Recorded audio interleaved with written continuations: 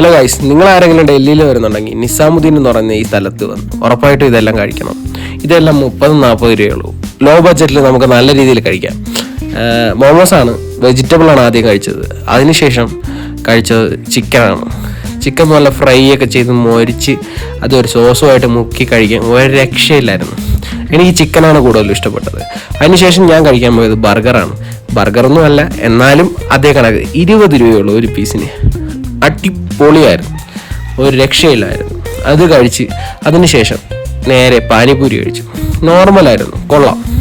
പിന്നെ റൈസും റൊട്ടിയുമുള്ള ഒരു കടയിൽ പോയി. റൊട്ടി തന്നത് എനിക്ക് ഒട്ടും ഇഷ്ടപ്പെട്ടില്ല, ന്യൂസ് പേപ്പറിലാണ്. അതിനുശേഷം പിന്നെ റൈസ് കിട്ടി. റൈസും നല്ല കടലയും ഇട്ടൊരു സ്പെഷ്യൽ ഐറ്റം, അത് കൊള്ളാമായിരുന്നു. അതിനുശേഷം നേരെ പോയത് ഒരു ഷേക്ക് കടയിലേക്കാണ്, ബനാന ഷേക്ക്. അത് പഴങ്ങളും ഈത്തപ്പഴവും എല്ലാം ഇട്ട്. അതിനുശേഷം പിന്നെ ഒരു സാധനം കണ്ട് നേരെ പോയി ഗുലാബ് ജാമുൻ നിന്ന് അവിടെ നിർത്തി.